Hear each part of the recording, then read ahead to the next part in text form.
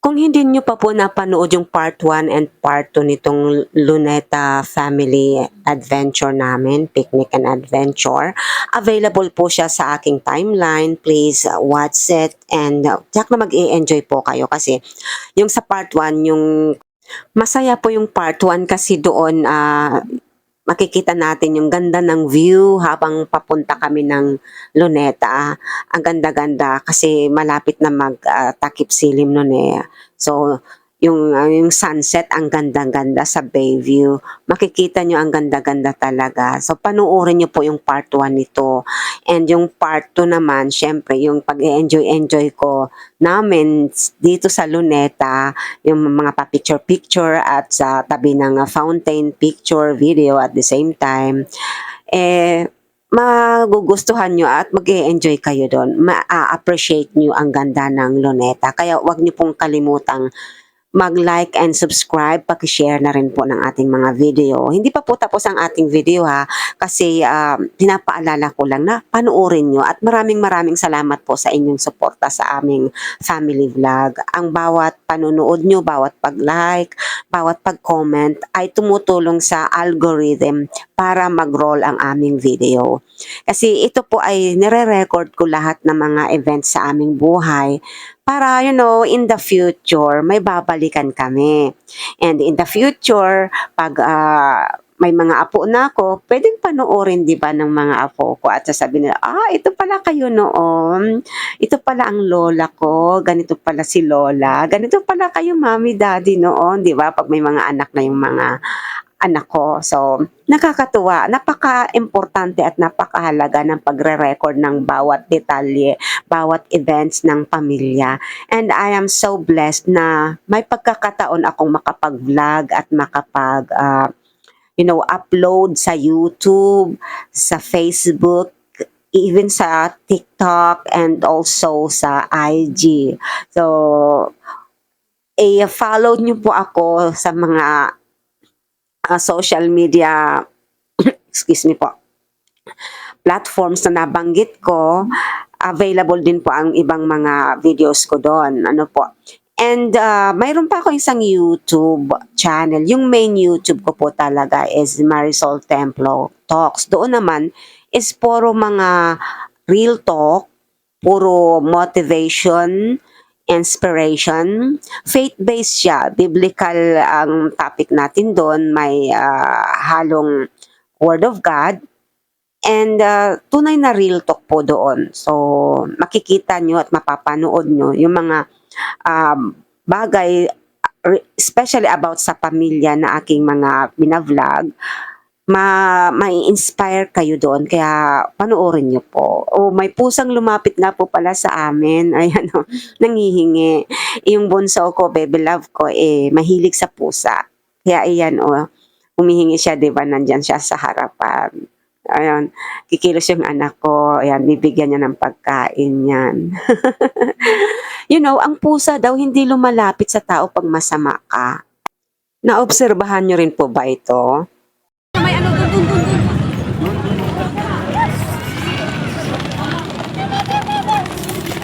At tabi. Ayaw niya dyan, gusto niya makusok.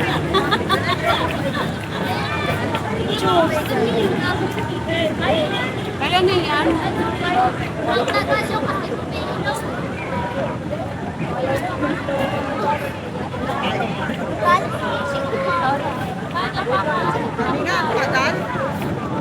Alas 5 kaya nag-umpisa, ay alas 4.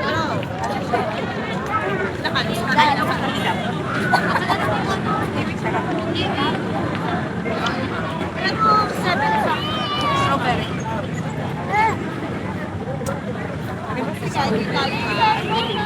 Magkakala yan. Kaya mahirapan ako kayo.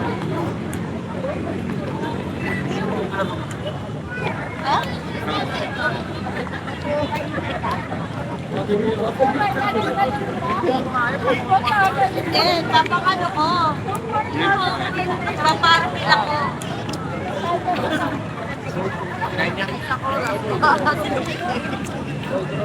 Sarpin.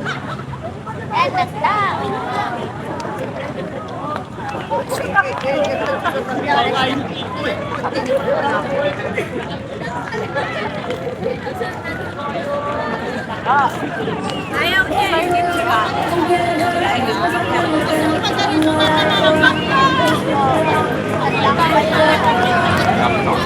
Masilda rin ah.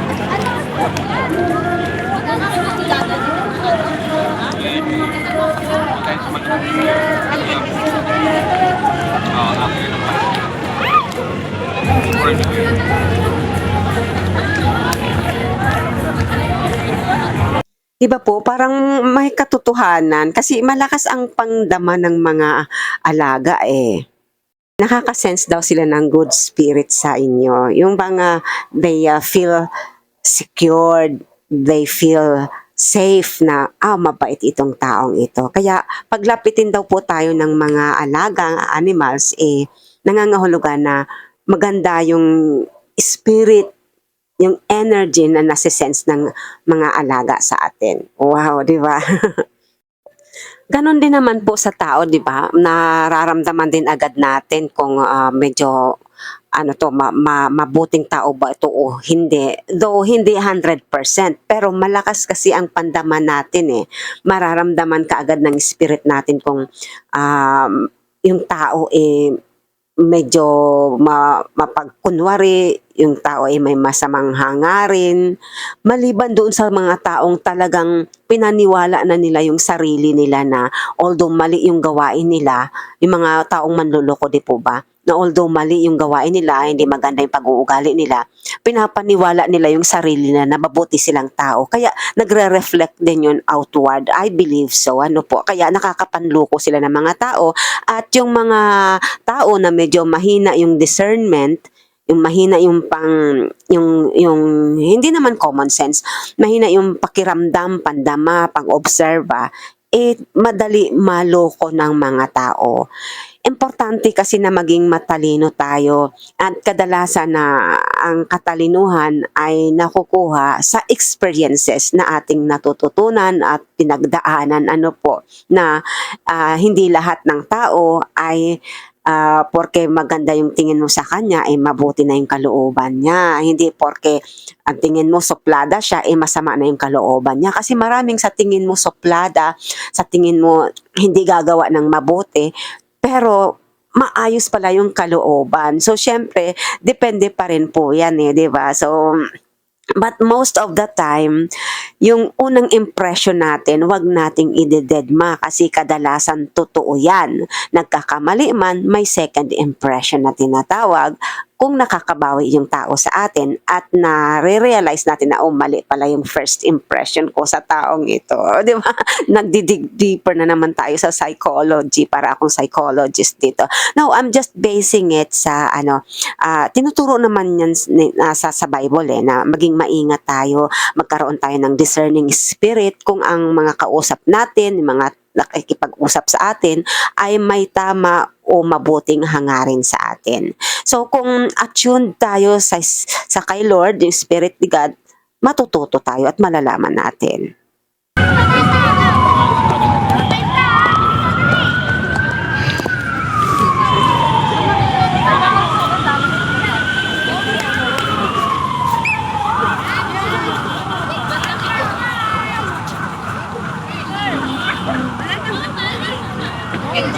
Wait,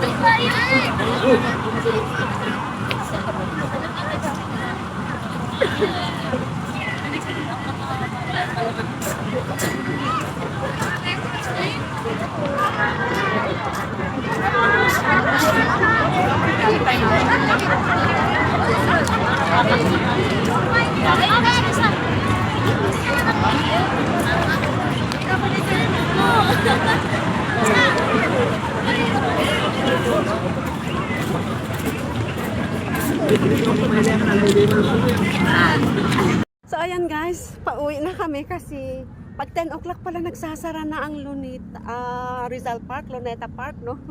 Kaya biglaan kaming nag-impake, grabe. So ay, tatapon pa. may umiikot ditong guard to make sure na lumalabas na lahat ng mga tao. Ayan, as you can see, wala ng mga tao, o kami na lang. Na lang. Yan, pa isa-isa na lang naglalabasan. Ayun, meron pa dun mga naglalabasan, yung pa isa-isa. Oh, grabe no. Weh, pero enjoy much. Although, medyo bitin yung oras kasi di namin sukat akalain na hanggang 10 o'clock na lang pala ang Rizal Park. Oh. Weh! Nasaan na si kuya? Ayan na yung kuya ko. Wala na mga grabe. Enjoy. Happy birthday, ate! Happy birthday, ate! Happy birthday, ate! Tumingin ka naman! Ating birthday girl. Ayan, nakaraos din ang birthday niya sa Luneta. Asa na? Ayan na. Asa na? Ikot-ikot. Grab. Ano siya nag-grab? Ay, ito pa, tapon mo doon. Uy, sa akin yan. Inaman ko yan. Ah. Paano naman? Pwede namang doon. Madami namang doon. Oh, punong-puno na oh. Bitbitin mo itong ganda. Meron na, yan. Yung Luneta Park ko. Oh. Picture muna tayong lahat. Yan guys. Uy! Kami oh. Pauwi na. Uy, picture tayo guys. Hello. Madilim. Di pwede. Ayan. Ay, grabe. So, wag niyo pong kalimutang mag-like, mag-subscribe, and comment down sa comment section below, para naman friends tayo. Please subscribe, like, and share, and follow. Okay po, thank you so much for watching. See you in my next vlog. Thank you so much. This is the birthday girl. Ayan, and the kuya kong mapugi. Birthday. And my lovely na bebe. Say hi. Ayan na. Meron Ayan. kami na. Mayroon na. Ayan, nagbubuk lang kami ng aming masasakyan. Kaya go na kami, nag-intay lang. Mayroon lang isang natira. Di ba binigay ko sa inyo pera? Binili ko sa inyo. Ito dito. Parang wala na ako dito Nakanight ba dapat?